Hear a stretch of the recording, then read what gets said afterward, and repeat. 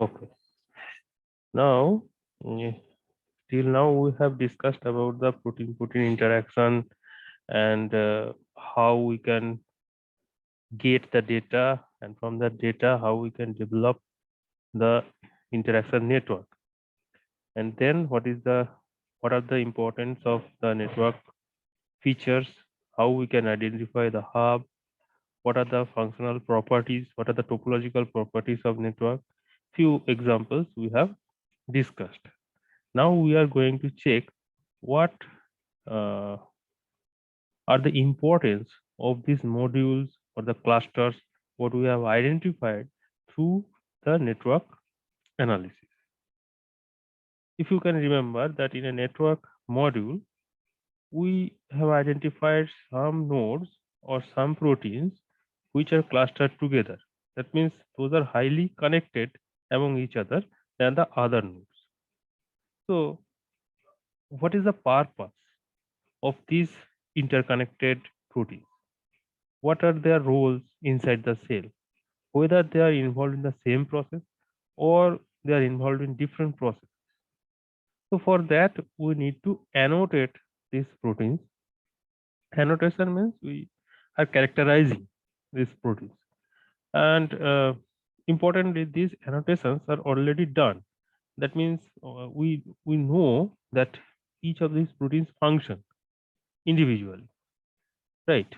And we have already seen that in case of Uniprot or any other protein databases where you can search the function of a particular protein.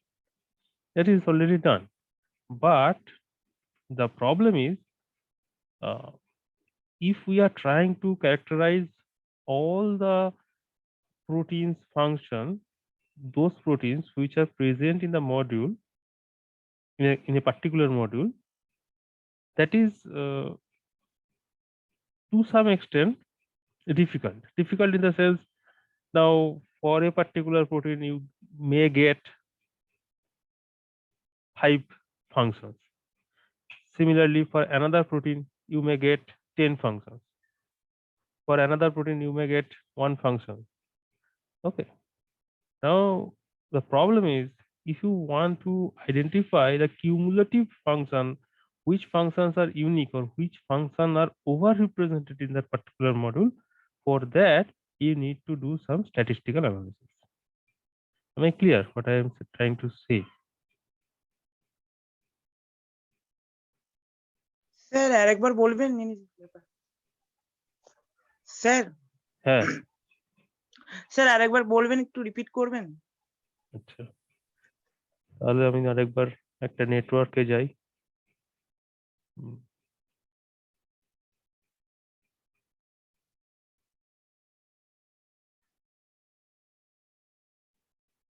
Network মডিউলটা কোথায়?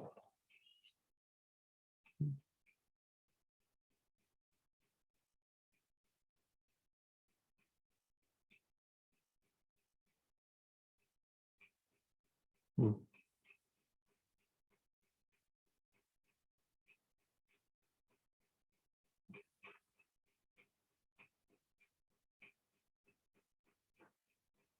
Now you can see that we have discussed this thing.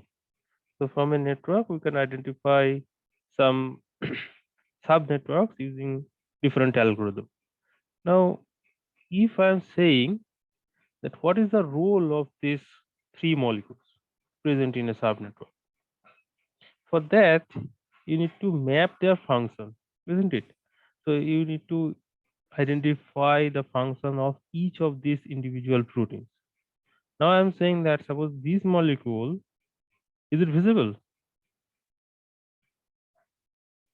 Yes, sir. So I am concentrating on the rightmost module. There are 3 nodes. Now each node, suppose having some particular function. So we know that each protein may have not only a specific function, but they can be involved in many different functions also. This is a biological fact. Now suppose this one molecule having 3 functional roles. Similarly, another protein having 5 functional roles and another protein having 10 functional roles. Now, obviously, as they are within a subnetwork, so we might be interested in what is the function of this protein, all three proteins together. Okay, so why they are inside the cluster? Is there any commonality between their function? So to identify that, we need to calculate some statistical parameters. Okay, so is it clear now?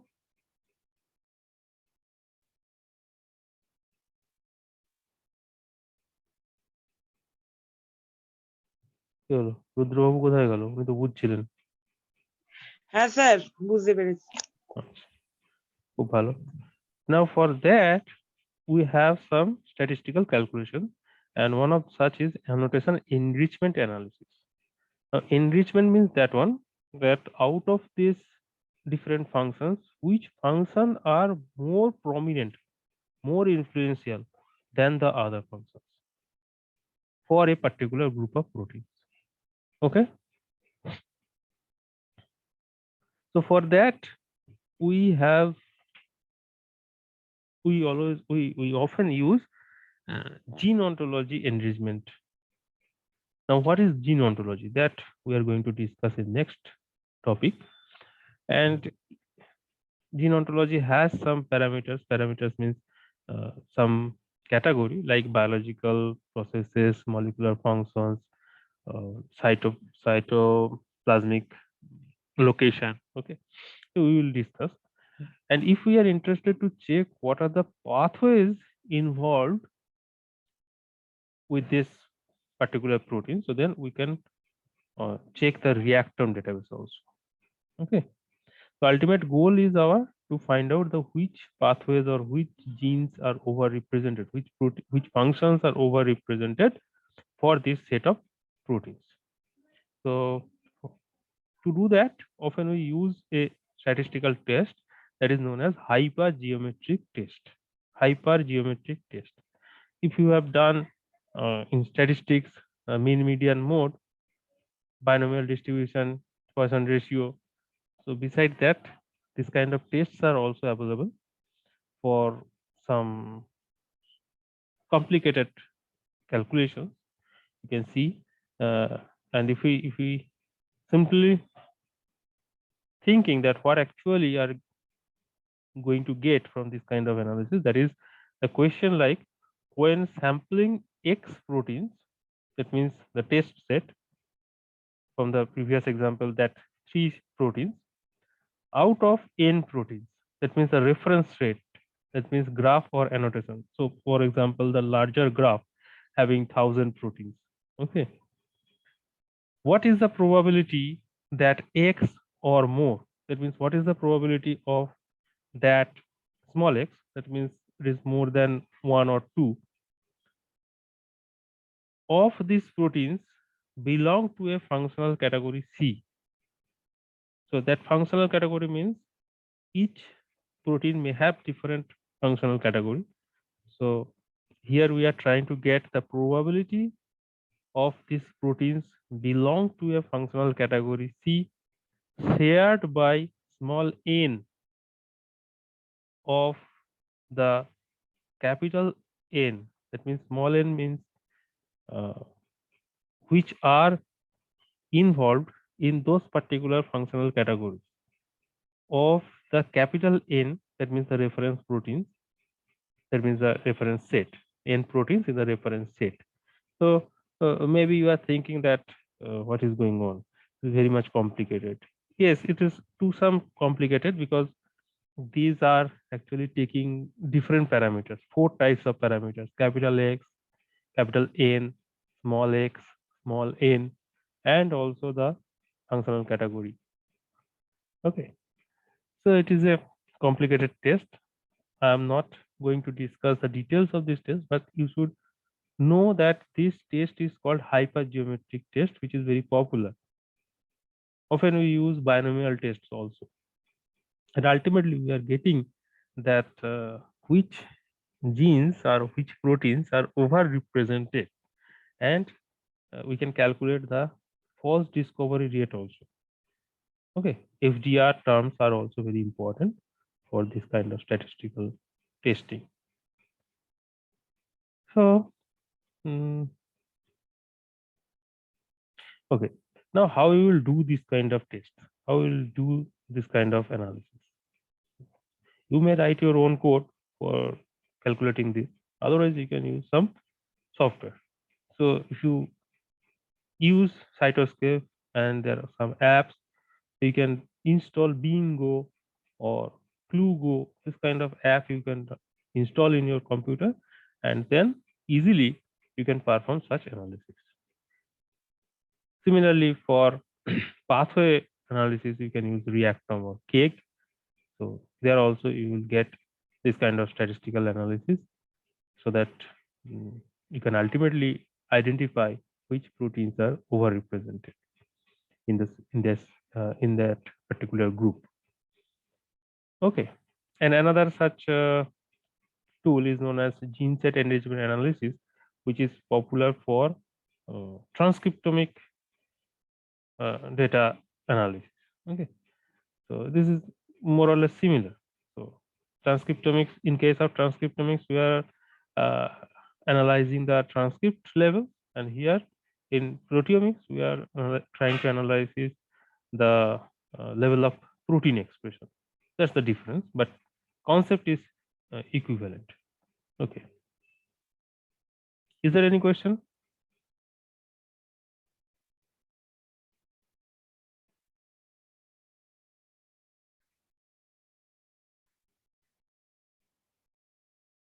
No question. Okay. So next, we're going to discuss about the limitations of this kind of annotation enrichment. Now the problem is, when we are trying to build this kind of annotations, so limitations exist in uh, the process of building this annotation. That means mm, often we are interested in some important proteins, isn't it? So which are most important, that proteins we often take, and we try to do some experimental analysis using those proteins. Like, say for example, TP53. This is a very known protein, and many research have been performed on this particular protein. That's why if you go to any kind of protein database and search for TP53, you will get lot of information about that protein. But if you try to find another protein which is not very popular in that sense, so you will get less information about that protein. It is very true. So that's why there is a bias. And if we are going to use this kind of biased data for annotation purpose, so obviously we will not get the accurate results. Okay, there will be biasness in the statistical analysis also. I think you understood what I am trying to say. So, and often we are using some computational approaches also for prediction purpose. You will find that many different Go terms are predicted by computational algorithms. So I discussed about this problem also, and this is also a limitation because computationally predicted things, however, it is almost good, but some error, some noise may be present in that data. So that we should check manually also. Okay. So to simplify this interpretation of annotation enrichment result, often we use different type of uh, databases, that is derived databases, which is known as Go Slims. Okay, so if you browse this Go annotation database, you will find that there are lots of things available in the Go databases. Uh, and from that large huge data set you cannot draw some conclusion easily. Okay, so scientists have developed another tool to purify your result data, and such data sets, such databases are, one of the examples is Go Slims. Another examples are Bingo or Clugo. So if you see the differences, then you will understand what it is. Suppose in Bingo, from these are very known graph now to you for cytoscape analysis. So ultimately, you are generating this kind of graph or plot, and you can see that only the directionality is presented here, and what are the different kinds of Go terms that is written as the level of these nodes. Okay, so what is the relationship between these two nodes that is given by this directional arrows? So mm, Bingo is producing this kind of graph. But if you see on the right hand side graph, that is Clugo network. Now here they have incorporated many other things also. They have incorporated some regulations, right? And many other things like positive regulation or negative regulation, or even the percentage of this involvement of these particular proteins in this function, it is also depicted in the nodes by different colors, by different uh, layers of uh, what I say, color density that has been mm, visualized. So obviously, Clugo will give you better analysis than the Bingo. Now you may say, so then why there are different uh, kinds of softwares available, kinds of tools are available? They're very easy to understand that all these are under developmental stages. So first, they have prepared, some scientists prepared this kind of simplistic tools, and then some scientists have been modified that algorithm to get more complicated view, more complicated analysis, isn't it? And ultimately, you can browse the enrichment map, which is also included in the Cytoscape app, and that actually mm, interpret the annotation enrichment result more clearly. Okay, so from a time series data, they can give that which proteins are upregulated and which genes are downregulated, and what are the different modules are there and involved in different functions. You can see that these are involved in protein folding, these are involved in translation, and these are involved in protein sorting. Okay, there are some connectivities among these modules again. Okay, so many different functional category can be identified by this kind of software or app.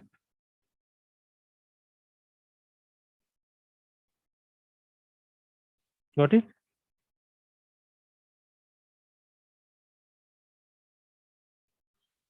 Is it clear?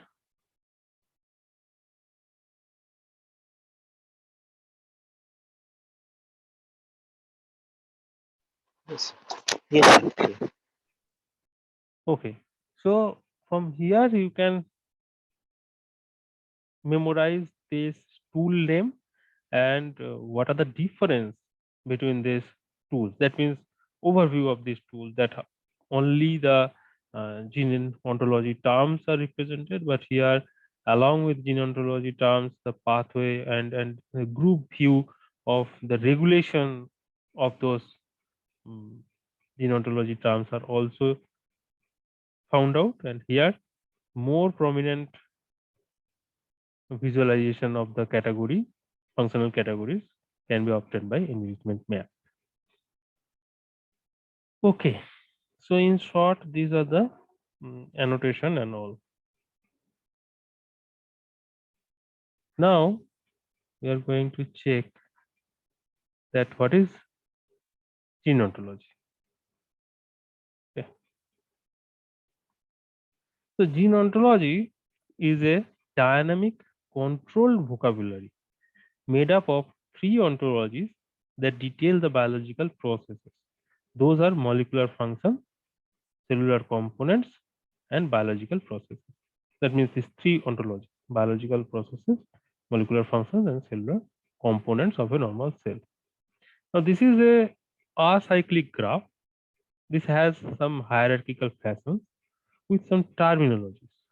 Now, think about here, if we are categorizing one protein which is involved in biological process, that biological process may be of different types, like signaling or biological regulation or cellular processes. Then again, signaling processes may be of different kinds. Signaling may be of different kind, like signaling processes, signal transmission, regulation of the signaling processes, regulation of cellular processes, like this. And ultimately, you will get some negative regulation of signal transduction and positive regulation of signal transduction. So these are more specific idea or concepts, whereas on the top, those are some less specific concepts. How biological problems or biological concepts are organized. So this is the level of ideas. Okay. Now, uh, why this kind of biological concepts are important? That means why this kind of Go annotations are required. Okay. So to understand it in simple way, you can think of this kind of large scale data are handled by some computational programs. You agree with me, right?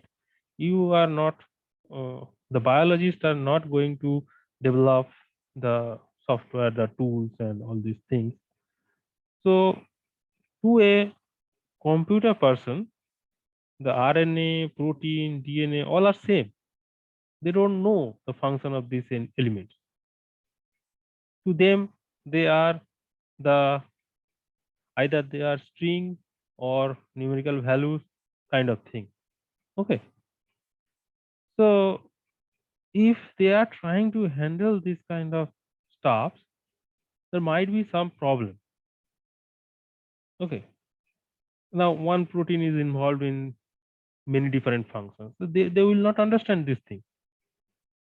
So to simplify this thing, the Go Gene Ontology Consortium has categorized this kind of this kind of terms.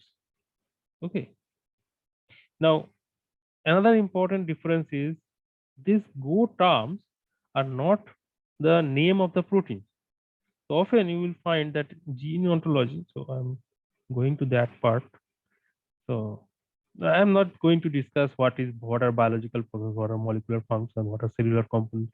This is known to you because you are all from biology background, except your CR, Somodi. So I think you will understand this thing very easily. You just go through this.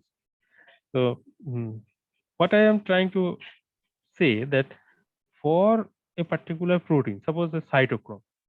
Now cytochrome, this protein name you will not find in the Go term because Go term is a different thing. These are not same for the protein name. These are separate IDs. Okay. Each Go term may be mapped with different proteins.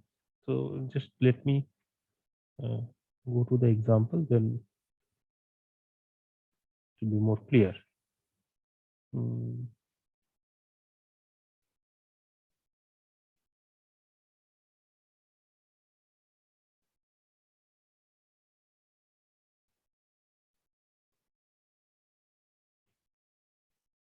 yes. So you can see that this is a gene ontology term, GO colon 0006925. So this is the ID. Now this ID is mapped with this inflammatory cell apoptosis process here at the end. I think it is visible, right? So Yes, sir. this process actually related to apoptosis process. Then this process is again related to programmed cell death.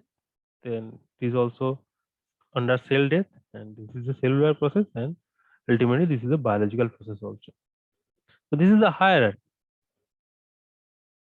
Okay. Often we use different notation like whether A is B, whether A is a part of B, whether A regulates B, A positively regulating B or A negatively regulating B. This molecule occurs in B, or this molecule capable of B, or this molecule is capable of part of B. So multiple uh, relationships may be present for any two Go term, and accordingly, the Go hierarchy has been developed. Okay, so what is the difference between Go term and what is the difference between the protein itself? So that you should remember. Go is not equivalent to protein, but under one Go, you can find many different proteins. Okay, I think it is clear now. Yes. Okay, so let us see. We have already used this thing. Why we do need Go? Now, what are the function of this Go term? So it is very useful to integrate the proteomic information from different organisms. When we will browse the gene ontology consortium, so there you will find that for individual organisms like Homo sapiens or Drosophila or mouse or rice or any different plants and animals, for each proteome, they have categorized this kind of gene ontology terms. So it will help to assign the functions of protein domains also. It will help to find functional similarity in genes and that are overrepresented or underrepresented, underexpressed in disease. And it will also help to analyze groups of genes that are co-expressed during development. So not only genes, but also proteins. If you are thinking that proteins are the ultimate outcome of the genes. So the similar way, we can find out the proteins which are co-expressed uh, during the different conditions. And it can use to develop automated ways of deriving information about the gene function from the literature. So this is very uh, laborious job to find out data from the literature itself. So if we are thinking that data mining will help to find out to one of the solution, and in that process, these kind of gene ontology term will be very helpful. Okay, and this Go term, Go gene ontology can also help to verify the models of genetic, metabolic, or the product interactions network. Obviously, that is the main purpose, that from different networks, metabolic or genetic network, we are getting the clusters or modules, and we are trying to find out the functional relationship among those proteins or those genes or those metabolites. So for that, we can use gene ontology term. Okay. So again, the gene ontology annotation, we have discussed what is annotation, and we can use this gene ontology consortium for getting the data.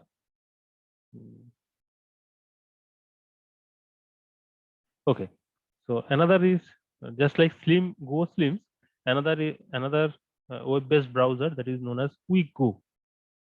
This is also used for browsing or viewing the gene ontology terms. So often gene ontology browser is so big, so large, often we cannot find the right thing. But this kind of Go streams or quick Go, you can directly find out the uh, outcomes easily. Okay, so that's why it's a very useful. So you can remember only the terms, that what are the databases associated with gene ontology, the quick Go and Go stream.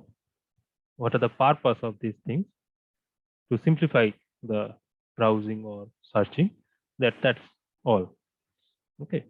Mm, Now this we have already discussed.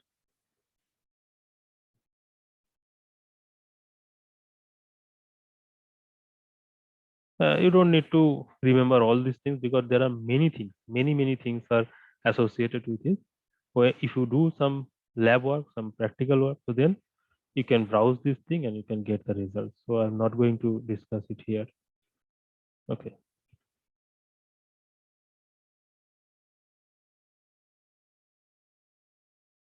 Yeah. So uh, you can download the annotation from the Gene Ontology Consortium, Gene Ontology project. Obviously, for that you can go to the website and you can use the FTP site. Okay, that's all for gene ontology. Now you join again and we will discuss about the reactome data. Okay.